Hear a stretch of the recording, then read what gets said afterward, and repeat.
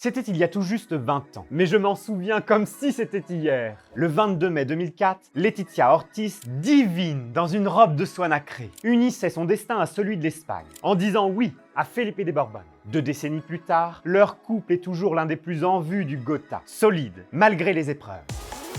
Laetitia et Felipe se sont rencontrés lors d'un dîner chez un journaliste, ami de Felipe. Laetitia Ortiz y accompagnait l'un de ses collègues, qui ne voulait pas venir seul. Est-ce à cette soirée que le coup de foudre s'est produit? Pas sûr. Mais dès lors, ils se revoient régulièrement, souvent en privé, parfois en public, mais toujours en toute discrétion. En octobre 2003, Laetitia, envoyée spéciale pour la TVE, est présente au prix Prince des Asturies, le plus prestigieux d'Espagne. À l'issue de la cérémonie, Felipe salue les médias et serre la main de Laetitia, comme s'il ne la connaissait pas.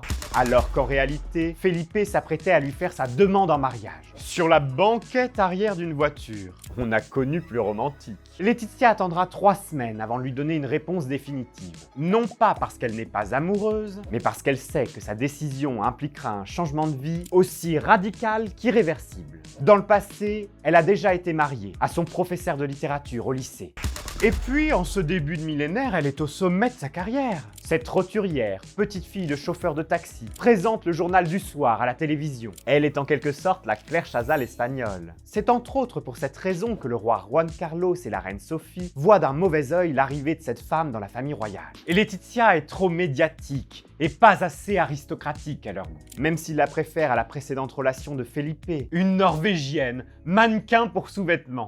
Le jour du mariage du prince Felipe, son père, sa mère et ses sœurs ne sourient pas. Déjà parce que l'événement a été endeuillé par les attentats de Madrid, qui ont eu lieu 2 mois plus tôt et ont fait 191 victimes. Mais aussi parce qu'ils ne digèrent pas le choix de celui qui sera un jour roi. En coulisses, les premiers pas de Laetitia dans la famille royale sont plus qu'agités. Elle est la cible des pires attaques, des pires rumeurs. Juan Carlos se délecte de l'acharnement de la presse envers sa belle-fille. Les monarchistes la détestent, la jugent trop voyante, trop solaire. Mais Laetitia ne se laisse pas abattre. Elle se durcit, fait du sport, ingurgite les règles du protocole, apprend plusieurs langues étrangères. Quand elle devient reine consort en 2014, après l'abdication de son beau-père, elle est parfaitement préparée pour ce nouveau rôle.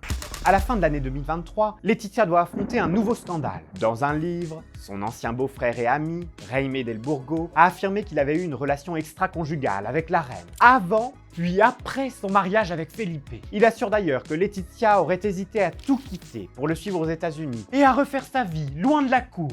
Un faux ou un tox, personne ne peut juger. En tout cas, du côté du palais, on n'a pas pris la peine de commenter ou de se justifier après ces révélations. Rien ne semble pouvoir troubler Felipe et Laetitia, qui ont su se créer une bulle avec leurs 2 filles, Léonore et Sofia, où rien ne les atteint. Felipe et Laetitia ont même su stabiliser une institution monarchique qui a été plus d'une fois ébranlée par les dérives de Juan Carlos. Aujourd'hui, le roi et la reine peuvent fêter leurs 20 ans d'amour la tête haute.